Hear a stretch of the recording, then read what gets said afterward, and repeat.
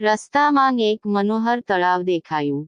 સરોવરના કિનારે રોકાઈને વિશ્વામિત્ર બોલ્યા, હે રામ, તડકાનો વધ કરીને તમે મહાન માનવ કલ્યાણનું કાર્ય કર્યું છે. હું તમારા કામ, બહાદુરી અને કુનેહથી ખૂબ જ ખુશ છું.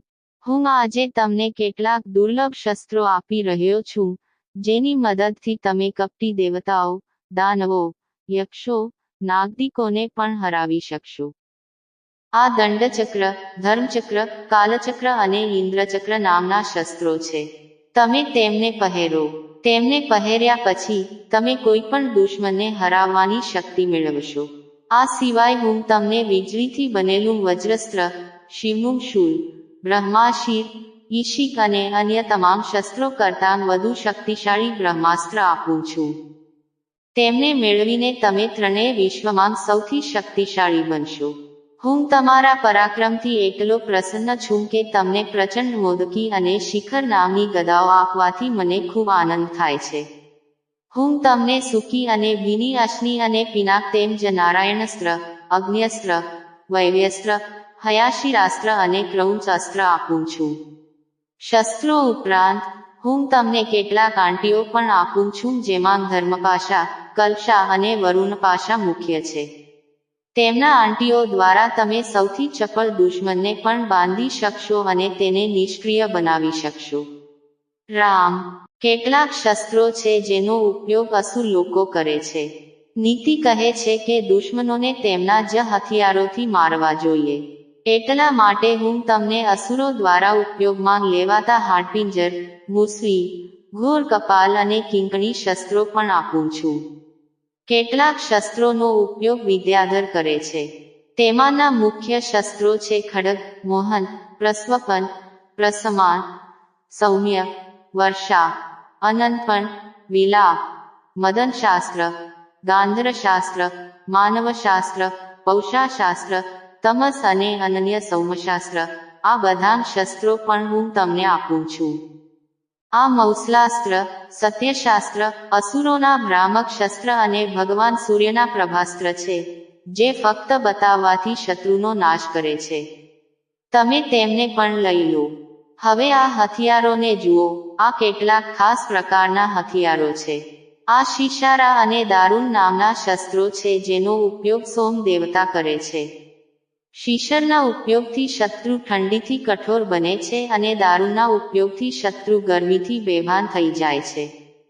હે બહાદુર માણસ, અજોડ શક્તિના આ શસ્ત્રો ધારણ કરો, જે તમારા શત્રુઓને મારી નાખે છે અને તમારી બધી ઈચ્છાઓ પૂરી કરે છે.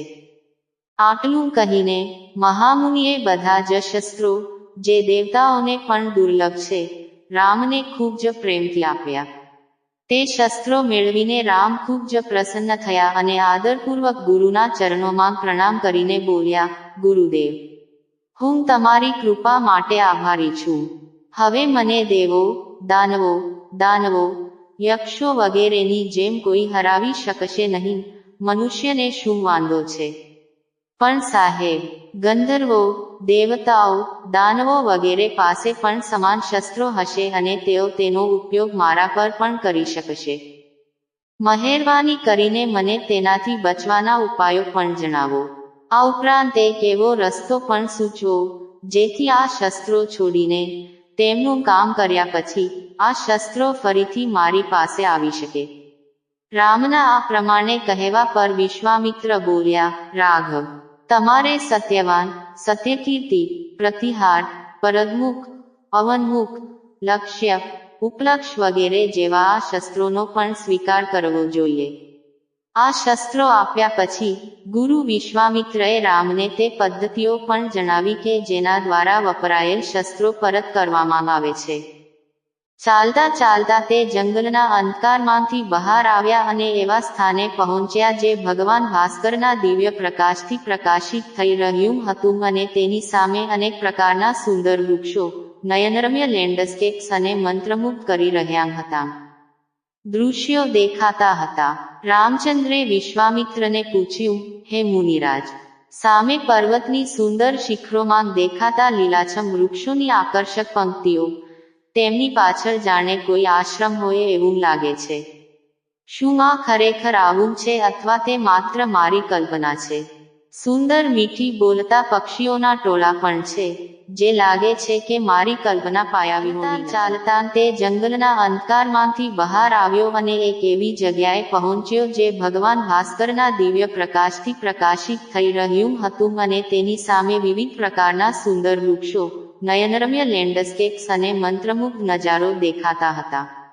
રામચંદ્રે વિશ્વામિત્રને પૂછ્યું, હે મુનિરાજ, સામે પર્વતની સુંદર શિખરોમાં દેખાતા લીલાછમ વૃક્ષોની આકર્ષક પંક્તિઓ, તેમની પાછળ જાણે કોઈ આશ્રમ હોય એવું લાગે છે.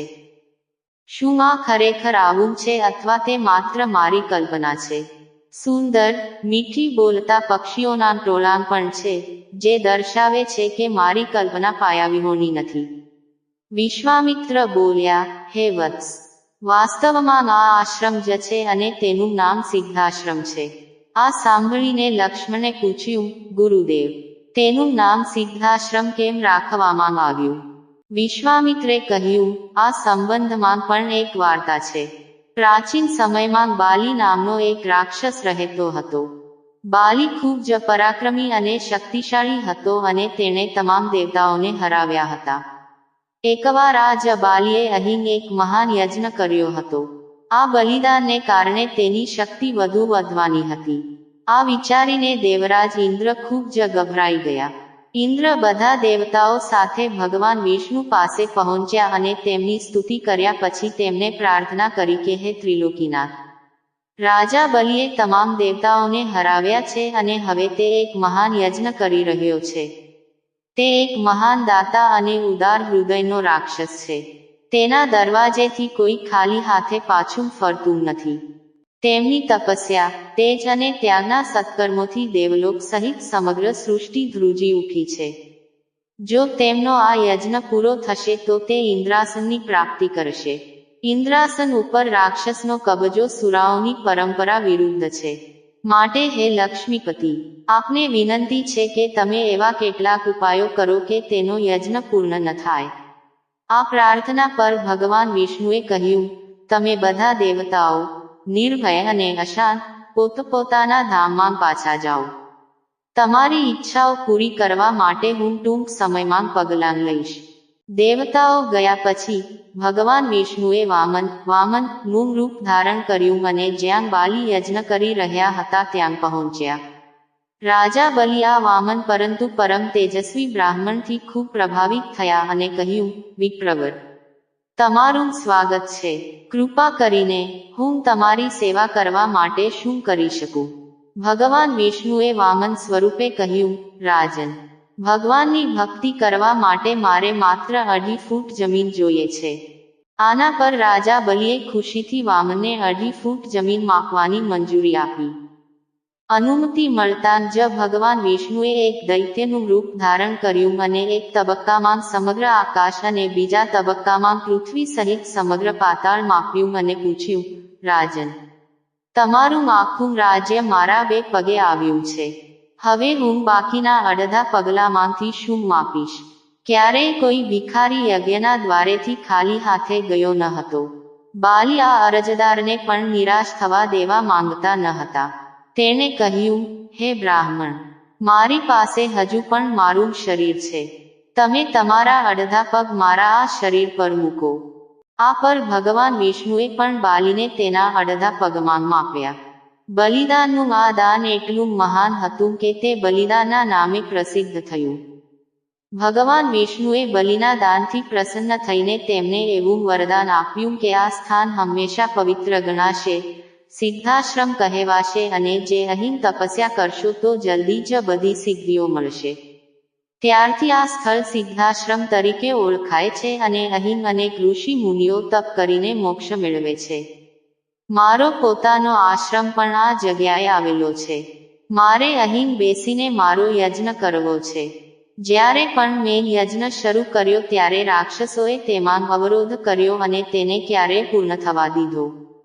હવે તમે આવ્યા છો અને હું આત્મવિશ્વાસથી યજ્ઞ પૂર્ણ કરી શકીશ. આ રીતે વાત કરતી વખતે વિશ્વામિત્ર રામ અને લક્ષ્મણ સાથે તેમના આશ્રમમાં પ્રવેશ્યા. ત્યાં રહેતા તમામ ઋષિઓ અને તેમના શિષ્યોએ તેમનું સ્વાગત કર્યું. રામે ગુરુ વિશ્વામિત્રને નમ્ર સ્વરે કહ્યું, મુનિરાજ, તમે આજે યજ્ઞ શરૂ કરો. હું તમને ખાતરી આપું છું કે તમારા બલિદાનની રક્ષા કરતી વખતે હું આ પવિત્ર પ્રદેશને રાક્ષસોથી મુક્ત કરીશ. રામના આ શબ્દો સાંભળીને વિશ્વામિત્રએ યજ્ઞની સામગ્રી એકઠી કરવા દિવસે બ્રહ્મ મુહૂર્તમાં ઉઠીને અને રોજિંદા કાર્યો અને સાંજની પૂજા વગેરેમાંથી નિવૃત્ત થયા પછી રામ અને લક્ષ્મણ ગુરુ વિશ્વામિત્ર પાસે ગયા અને કહ્યું, ગુરુદેવ, કૃપા કરીને અમને જણાવો કે રાક્ષસો કયા સમયે યજ્ઞમાં ખલેલ પહોંચાડવા આવે છે. અમારે આ જાણવું છે, જેથી એવું ન બને કે અજાણતાં તેઓ આવીને મુશ્કેલી ઊભી કરે. દશરથના બહાદુર પુત્રોના આ પ્રોત્સાહક વચનો સાંભળીને ત્યાં ઉપસ્થિત તમામ ઋષિઓ ખૂબ પ્રસન્ન થયા અને બોલ્યા, હે રઘુકુલ ભૂષણના રાજકુમારો, યજ્ઞની રક્ષા માટે તમારે આજથી 6 દિવસ અને રાત સંપૂર્ણ રીતે સજાગ અને સજાગ રહેવાનું છે. આ 6 દિવસો દરમિયાન વિશ્વામિત્રજી મૌન રહીને યજ્ઞ કરશે. આ સમયે પણ તે તમારા કોઈ પણ પ્રશ્નનો જવાબ નહીં આપે, કારણ કે તેણે યજ્ઞની શરૂઆત કરી દીધી છે. માહિતી મળ્યા પછી રામ અને લક્ષ્મણ બંને ભાઈઓ તેમના તમામ શસ્ત્રોથી સજ્જ યજ્ઞની રક્ષા માટે તૈયાર થઈ ગયા. 5 દિવસ અને 5 રાત સુધી તેઓ કોઈ પણ જાતના આરામ વિના જાગ્રતતા સાથે યજ્ઞની રક્ષા કરતા રહ્યા, પરંતુ આ સમયગાળા દરમિયાન કોઈ પણ પ્રકારનો અવરોધ ન આવ્યો. 6થા દિવસે રામે લક્ષ્મણને કહ્યું, ભાઈ સૌમિત્ર, આજે યજ્ઞનો છેલ્લો દિવસ છે અને રાક્ષસો મુશ્કેલી ઊભી કરવા આવવાની સંભાવના છે. આજે આપણે ખાસ ધ્યાન રાખવાની જરૂર છે. સાધુના બલિદાન અને આપણું શ્રમ પ્રત્યે સહેજ પણ બેદરકારી નિરર્થક અને નિરર્થક બની શકે છે. આકાશમાંથી એવો અવાજ આવ્યો કે જાણે વાદળો ગર્જના કરતા હોય અને સેંકડો વીજળીના ચમકારા થઈ રહ્યા હોય. આ પછી મારીચા અને સુબાહુની રાક્ષસી સેનાએ લોહી, માંસ, મજ્જા, હાડકાં વગેરેનો વરસાદ શરૂ કર્યો. લોહી પડતું જોઈ રામે મુશ્કેલી સર્જનારાઓ તરફ જિજ્ઞાસુ નજર નાખી. આકાશમાં માયાવી રાક્ષસોની સેના જોઈ રામે લક્ષ્મણને કહ્યું, લક્ષ્મણ, ધનુષને જોઈને સાવચેત રહો. હવે હું માનવ શસ્ત્રોનો ઉપયોગ કરીને આ મહાન પાપીઓની સેનાનો નાશ કરું છું. આ કહીને રામે અસાધારણ ચપળતા અને કૌશલ્યનું પ્રદર્શન કરીને તેમના પર માનવ શસ્ત્ર છોડ્યું. માનવ શસ્ત્ર તોફાનની ઝડપે જઈને મારીચાની છાતી પર અથડાયું અને તેના વેગને કારણે તે ઉડીને 100 યોજન એટલે કે 400 કોસ દૂર સમુદ્રમાં પડી ગયો. આ પછી રામે આકાશમાં હથિયાર ફેંક્યું, જેના કારણે અગ્નિની ભીષણ જ્વાળા ફાટી નીકળી અને તેણે સુબાહુને ચારે બાજુથી ઢાંકી દીધી.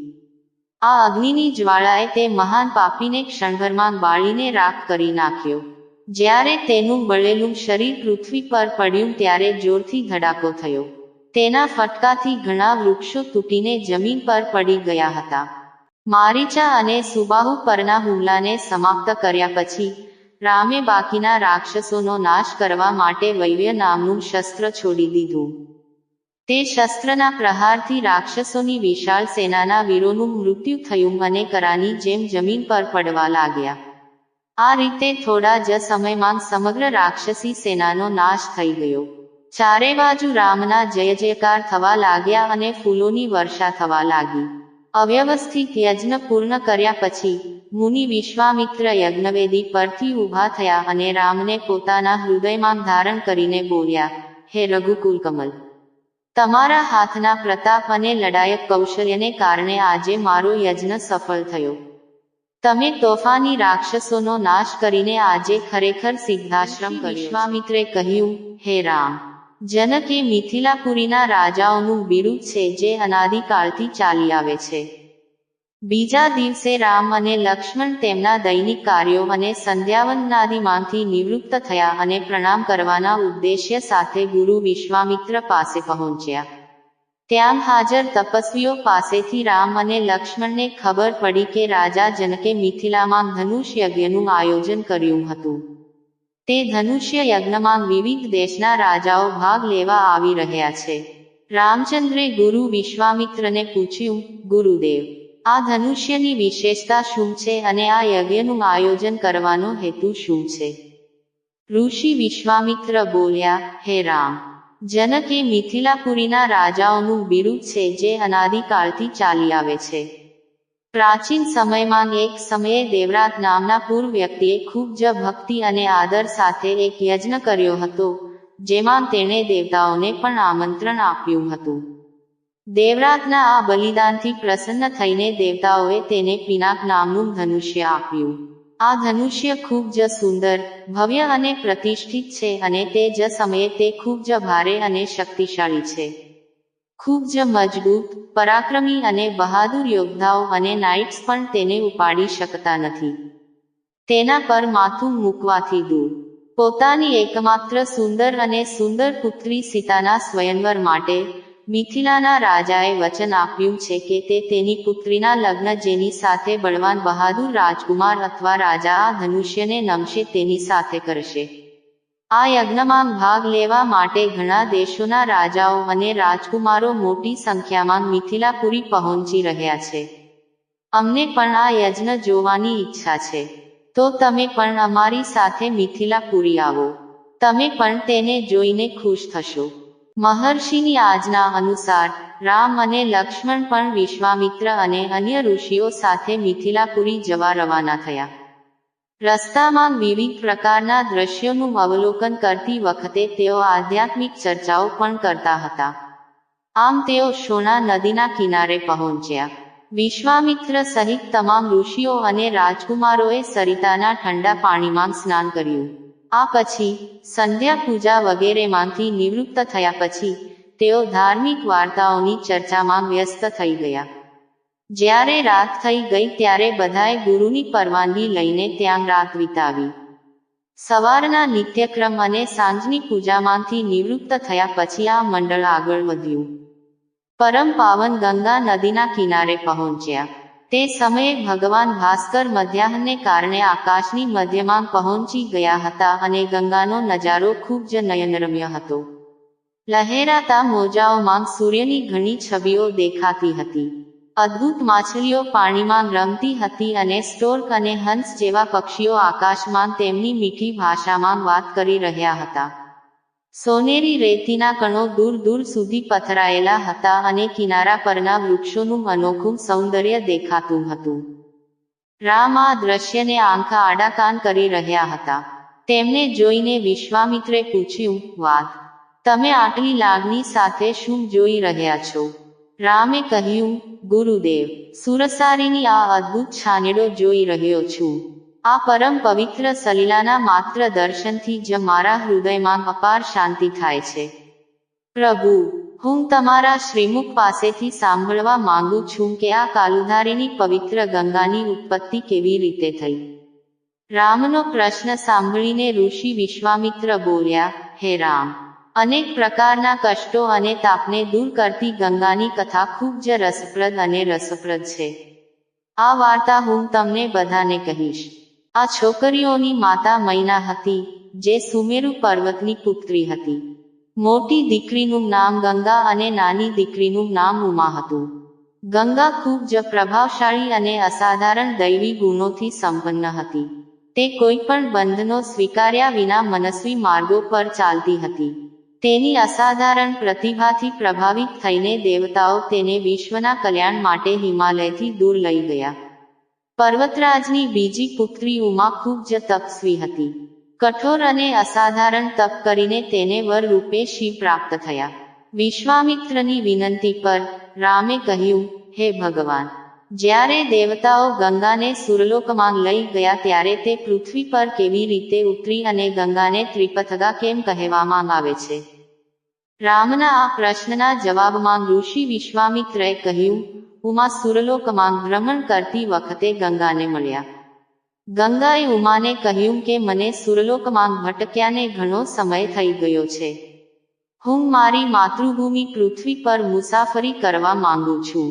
ઉમાએ ગંગાને ખાતરી આપી કે તે તેના માટે થોડી વ્યવસ્થા કરવાનો. વિશ્વામિત્ર બોલ્યા, વત્સ રામ, તમારી જ અયોધ્યાપુરીમાં સાગર નામનો રાજા હતો.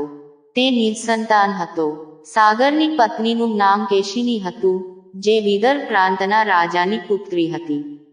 કેશીની રૂપવતી, ધર્મનિષ્ઠ અને સત્યવાદી હતી. સાગરની બીજી રાણીનું નામ સુમતિ હતું, જે રાજા અરિષ્ટનેમીની પુત્રી હતી.